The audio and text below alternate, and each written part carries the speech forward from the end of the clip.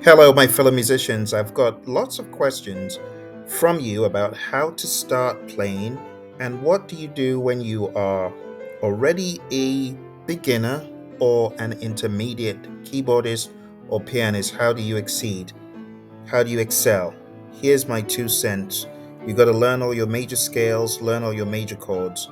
You got to learn every single scale, major scale on every single key, major chords on every single key, and then you need to learn minor chords on every single key. You need to learn the minor scales as well, and then you need to be able to play various songs without using the transpose button, no matter the key they're played on. Then you begin developing by listening to more challenging music and playing more challenging music. If you are interested in being a composer or a songwriter, you practice writing songs with musicians without the accompaniment, with the accompaniment, and you keep expanding every step of the way. But you need to have a vision of where you want to end up, what you want to do with your music. Let's jump in to begin talking about major scales, major chords, and then I will segue into talking about writing songs and the next level upwards. Let's jump in.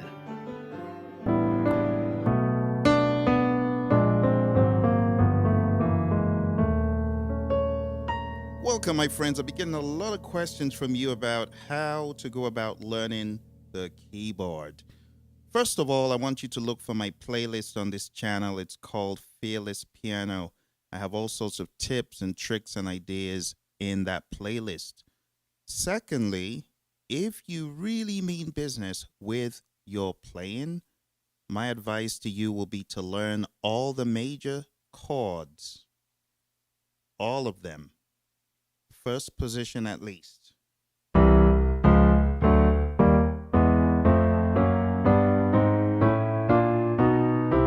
Learn all of them and then begin practicing all the chord sets. Now, when I say chord sets, I mean all the 1-4-5s. So on the key of C, you have 1, 2, 3, 4, 5, 6, 7, 8. Practice the 1 major chord, the 4 major chord, the 5 major chord. And you need to get to the point where you're able to play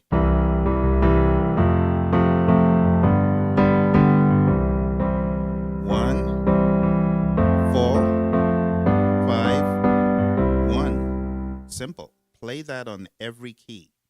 By the time you're done with that exercise, my friends, you would have learned a lot. Check this out. 1, 4, 5, 1. Next key, C sharp. Next key.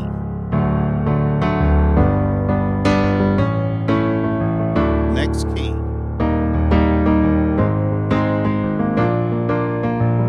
Next key. E. Next key, F. Now, for those of you who are experienced, I want you to begin putting in a little bit of embellishment. So instead of holding a straight F, why not you put in a ninth or something to spice it up? So I'm putting in a ninth and a seventh together.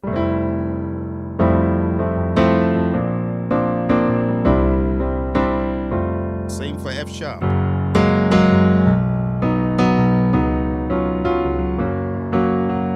And you can substitute. So I just substituted there. What I did, I held a G, then I held a C major 7, and I kept holding the C major 7 on my right, but I moved to the bass on the D. See that?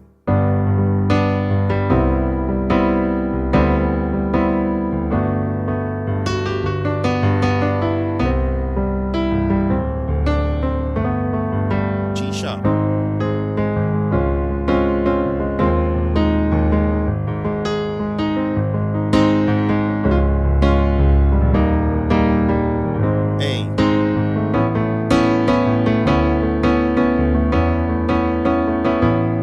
I didn't even change my chord. That's an A, B, C, E, just a cluster.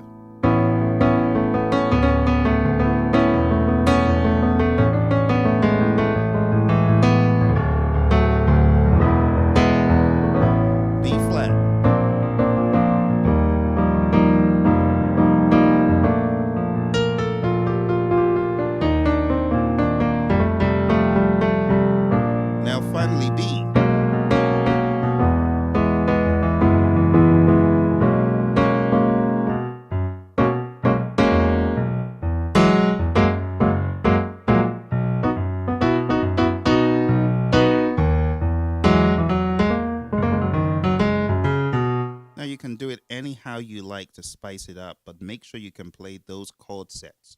1 4 5, 1 4 5, 1 4 5, over and over again. When you're able to do that, that 1 4 5 pattern is going to set you up to do even more.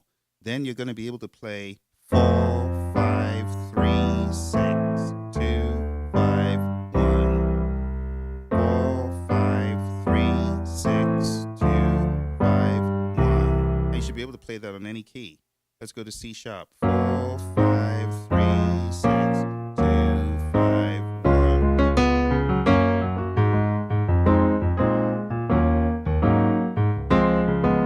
So on and so forth. Let's go to F sharp.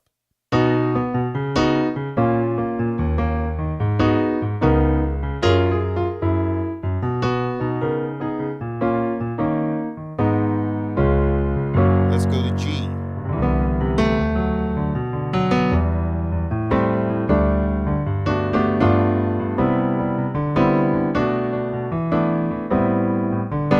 Let's go to A. Now, you know, when I say go to A, I mean go to the 4 of A and play the 4 5 3 6 2 5 1. Now, you can do some fancier stuff if you're an advanced player, learning to play. Like, I mean, you can play really well in one key, but you can't play well in all the keys. You need to practice all your fancy stuff in all the keys. So, in the key of A, I could play.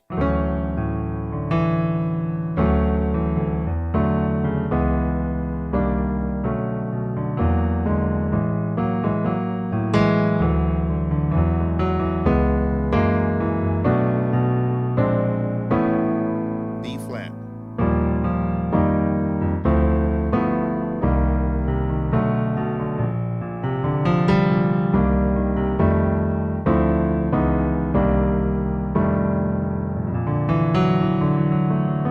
You could do your fancy stuff, but practice it on all the keys, and you are going to get better and better. That's the name of the game.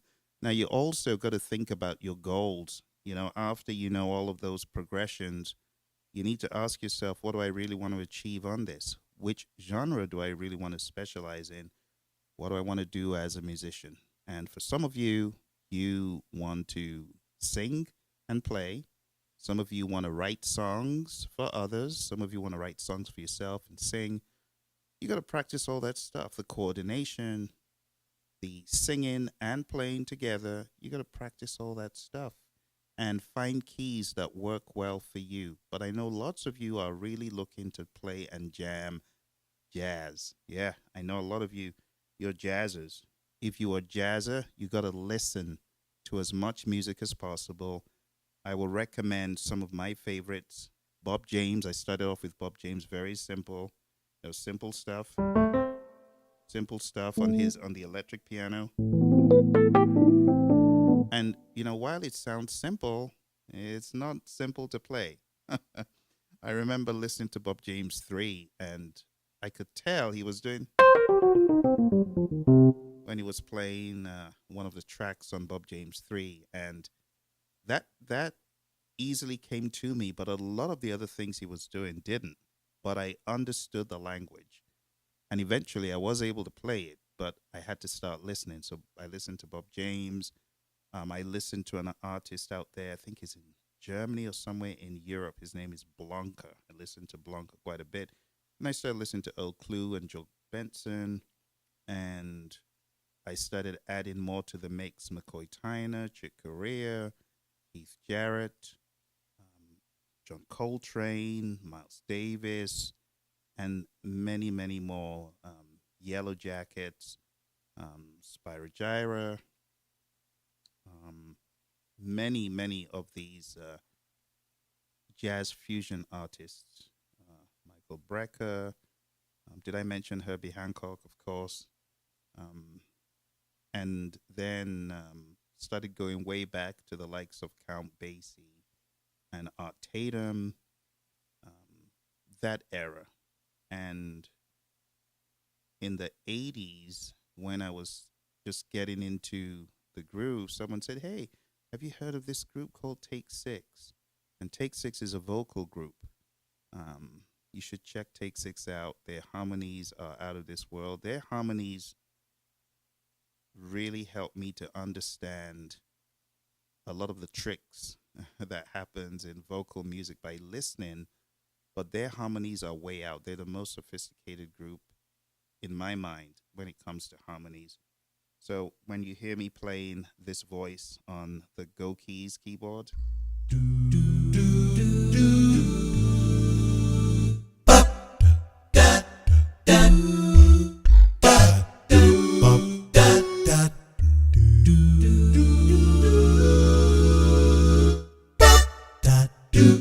all that stuff is from listening to Take Six. If you go to Take Six's channel, you will be able to see an interview that Take Six conducted with me when they had a challenge out there for Spread Love, the Spread Love Challenge. And that's why you see a lot of Take Six's remixes on this channel. That is my favorite group in the entire world. They use their voices as instruments. Highly, highly encourage you to listen to them. They will blow your mind. Some of the stuff they do, I just leave it because I'm like, what is this? They will blow your mind. So groups like that, the more you listen and the more you experiment, the better you're gonna get. Okay, so the listening will make you do things that you typically wouldn't, like listening to Keith Jarrett, Chick Corea, Herbie Hancock. You are not just thinking linearly anymore. You're not thinking. So if you're thinking 1 4 5, so it's not anymore. It would be something like.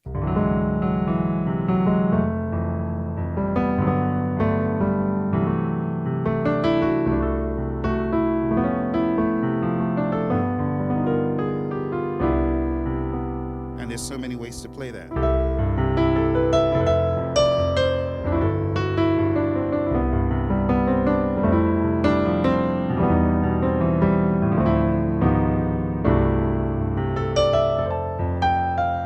And even when they play simple stuff, it's different. It's just different. A lot of the ideas that I've cultivated over the years is as a result of listening. So a voicing which one would play straight, like an F major 7, I wouldn't play it like that anymore. I'd play it more like, you hear that tension?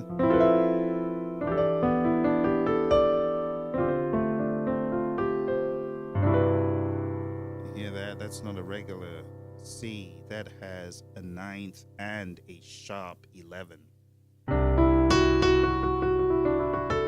And a 13th. So when you listen to people like that, it changes the way you think. Like take for example Dolphin Dance by Herbie Hancock. Let's go an octave down.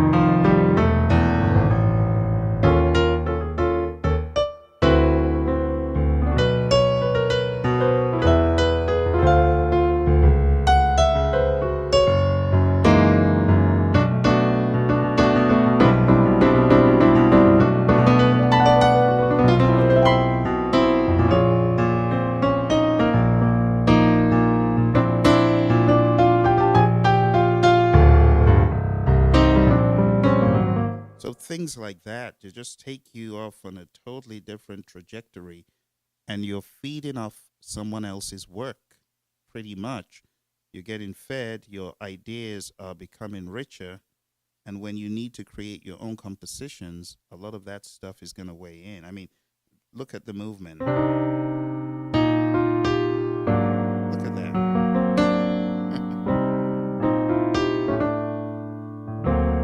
change the key,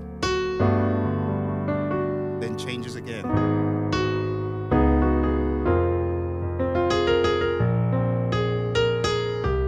changing again.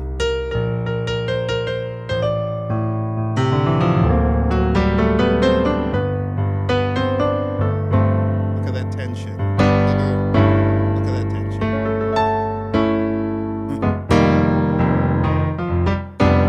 That's just sour. And when you listen to music like that, it's beginning to stick. You don't really know what's happening, but it's sticking. And eventually, it comes out. If you listen long enough and you practice hard enough, like practice the music, listen to the music, attempt playing the music. Another piece that has helped me and is still helping me as I learn more about it is giant steps. See, giant steps will open up your mind and it will challenge you because it's very fast and it's changing all the time.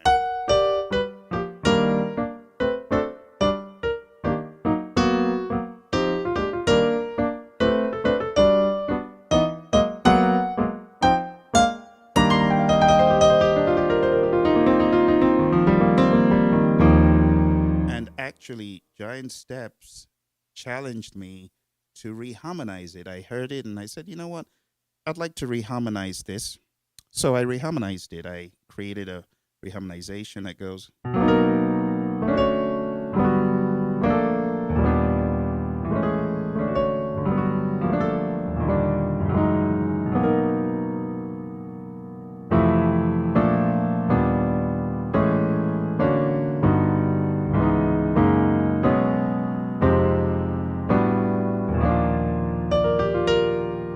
On and on. And you've heard me play it several times on this channel if you've been paying attention.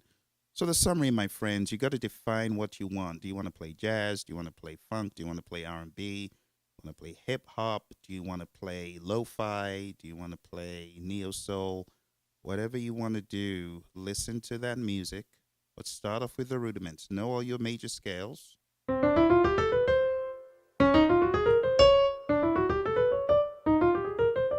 Know them so that you're able to play on every key and you're able to bring in different key ideas. You could be playing on the key of G minor. You see, going up like that is a different key. That's going into G sharp minor. But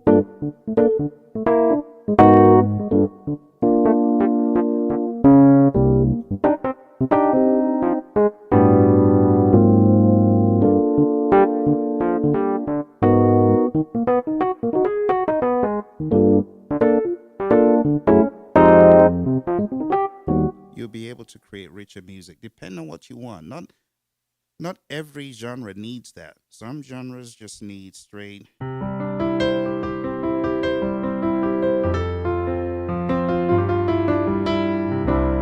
But some genres need.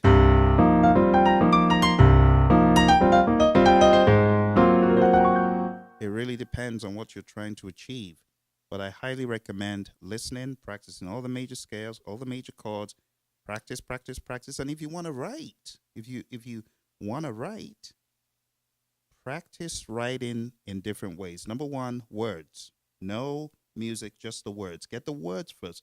Channel the words, right? Really hyper focus on your emotions and what you want to convey, right? Channel the words, get the words down, and the words would suggest the music. It will come to you. Or if you're working with a great keyboardist who understands what to do, they get the words and it just gets channeled. That's how I work. Sometimes I get the words and then I channel the music in. Sometimes I get the music. Sometimes I could just get a melody.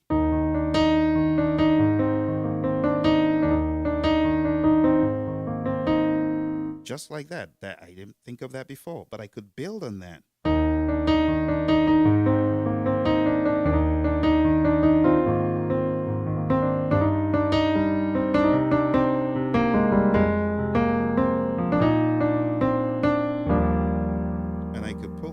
To that, but there's a melody.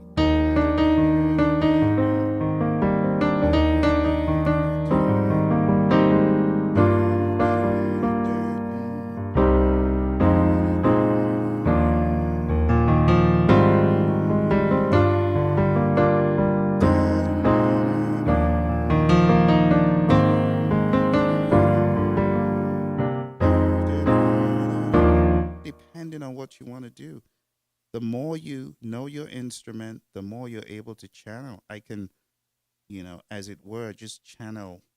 Like right now, if I wanted to create something from nothing, it's easy. I put myself in the right environment so I could put some reverb on the vocals, and that same idea.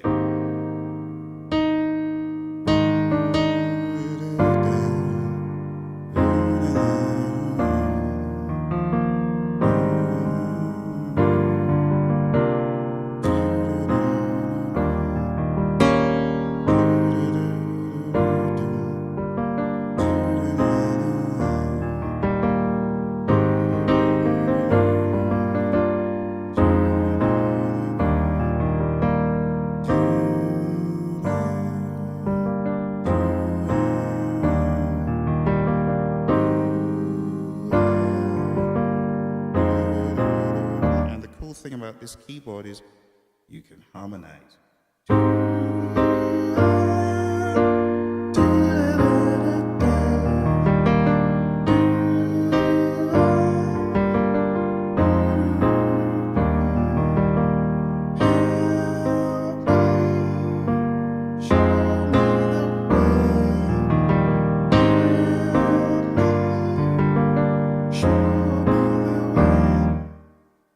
I could choose a different harmony to make it maybe richer. Okay.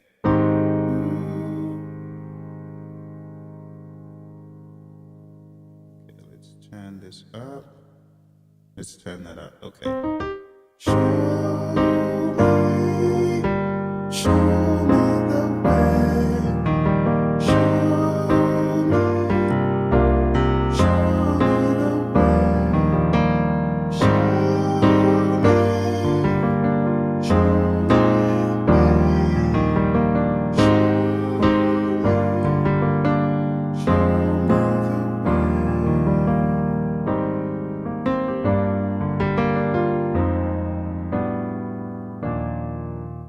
Simple as that, my friends. Simple as that.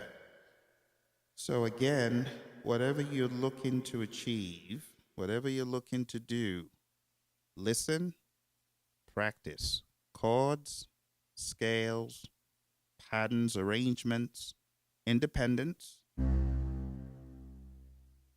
Independence, like being able to do things.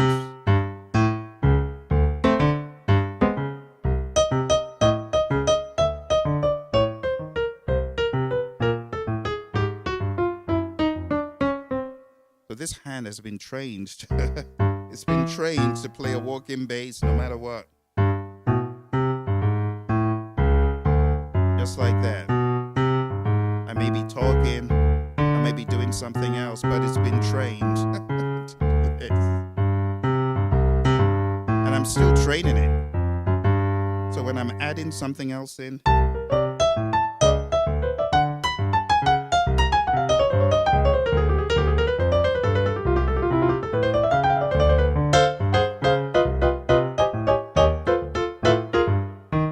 this hand has been programmed to move to that beat, even if I'm not hitting all the right notes.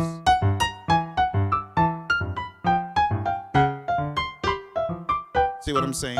It's really about the coordination, the rhythm, the rhythm.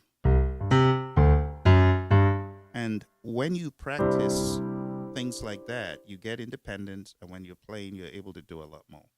Okay? I hope this helps you, because I know a lot of you have got those questions. How do I start? Start from...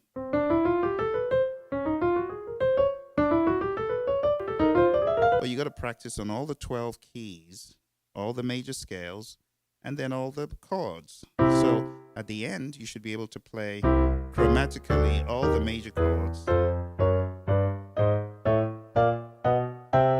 Maybe have fun arpeggiating them.